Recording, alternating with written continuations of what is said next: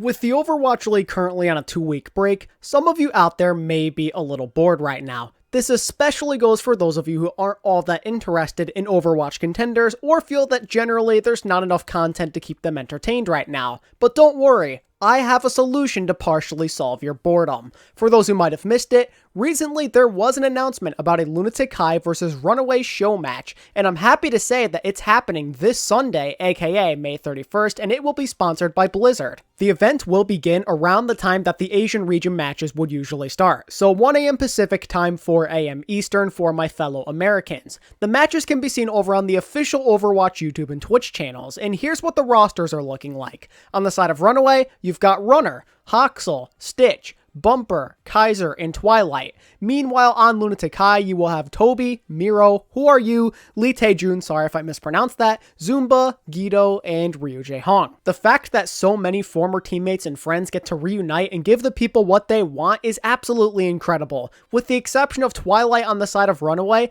everybody else on that team all played together at some point, and Lunatic is in a very similar situation. I'm aware that some of you who watch the channel only recently started paying attention to Overwatch esports, so you might not know too much about the Lunatic versus Runaway rivalry.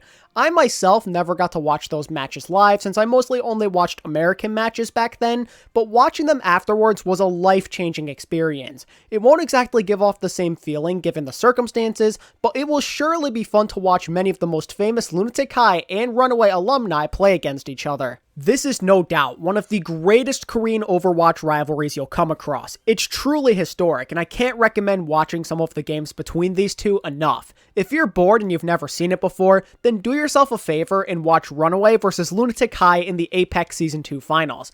Apex was basically the Korean Overwatch League before the league became a thing in 2018, if you didn't already know.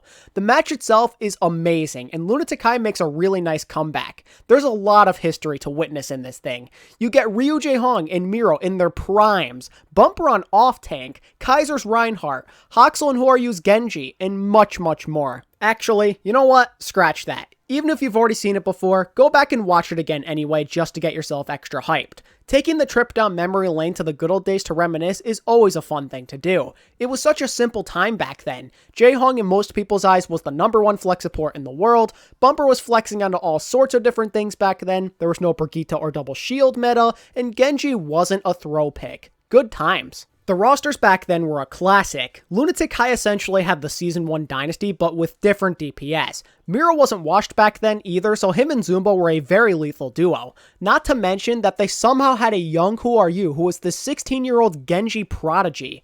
He was really good back then. He even won the Apex Finals MVP. Their other DPS, Eska, stopped playing Overwatch competitively 2 years ago, but he was fun to watch back then as well. Also, it's worth noting that this is where it pretty much all started for Jae-hong. He solidified himself as one of the greatest players in history through some of the accolades he earned on this team. Then you have Runaway, who had all sorts of different faces compared to what they were when they were about to become the Vancouver Titans. Bumper, Hoxel, and Stitch were still there, but everybody else was different. Kaiser was the main tank, and we can't forget about Runner, now can we? The former main support player who founded and helped manage Runaway alongside Flowerfin. It goes without saying that this guy is a legend. It's good to have him back from his mandatory military service. Whether you've seen it before or not, if you are interested in passing the time in the coming days, then grab a snack, sit yourself down, and watch this magical event that lasted over 4 hours if I remember correctly. Now looking towards the present though, I for one am very excited to relive history in a sense. It's a little disappointing that we don't get the 2 original rosters for this, but seeing so many former players go back to their old stomping grounds will surely feel like a blast from the past. Watching legends of these 2 historic franchises is a good enough substitute. You've got MVPs in the likes of Jae-hong, Who Are You, and Guido. There's Kaiser for his famous Eye of the Kaiser play. You've got Bumper, Twilight, Hoxel, and Stitch for Runaway's first ever major championship victory. And of course, Runner for starting the magical story of the Runaway franchise. And don't forget you have 3 players who helped pioneer how to play specific heroes. There's Hoxel for Genji, Miro for Winston, and of course Jae-hong for Ana. It's a wonderful thought to know that so many legends of Apex and Korean contenders are going to be gathering together for a match that would make any Overwatch esports enthusiast be driven to tears. It's a great way to remember and appreciate how much these guys have entertained us over the years. Even if you hate every single one of these guys, that is something you still have to respect. These guys all helped forge the game into what it is today from a competitive standpoint. When it comes to expectations for this event, mine aren't incredibly high. Of course, I'm excited because we get to relive history in a way and we get to see some players who aren't in the league play again. However, with it being a show match, the stakes aren't really all that high. It's my assumption that the two teams will take this seriously, but how intense it ends up being is something I can't answer. And that's exactly why I'm not getting my hopes up too much. The key is to not come in with super high expectations, that way you can enjoy it for what it is. It's not high stakes, and there's no crowd to hype this thing up. It's all about reminiscing about the past and enjoying what we get in the heat of the moment. So long as it's entertaining, it really won't matter that much. Although, I will say, I'm kind of hoping that the two teams do a gentleman's agreement of sorts and they don't play certain heroes. It would be sick if they only play the heroes that were available at the time of Apex. It's probably wishful thinking, but you never know, maybe it could happen. I for one think it would be a great way to add on to the whole nostalgia factor they're going for. Regardless of what they plan to do, I'm sure this event is going to make a lot of people's days, and it's guaranteed to jog countless memories, both good and bad. While I'm on the topic of predictions, I might as well talk a little bit about who I think wins. Unlike my league predictions every week, there isn't all that much to go off of. In all likelihood, it will be a little disorganized at times, and like I said before, I don't know how intense this thing is going to be. With that in mind, take this with a grain of salt. My prediction is that Runaway will emerge victorious. I get this feeling that the guys who were part of that loss in the finals want revenge. And I mean, can you really blame them? Them choking away that game was the start of this franchise's curse. It took them well over a year to finally break it and stand on top of the world. The amount of pain and suffering that happened along the way is something you can't even measure. In Apex Season 3, they failed to get out of the group stage. In Season 4, they make it back to the finals but lose to the Profit and Gesture-led GC Busan. And finally, they only finished top 4 in Season 1 of Korean Contenders. It wasn't until August that they finally broke through with that amazing win over Kongdu Panthera back in 2018.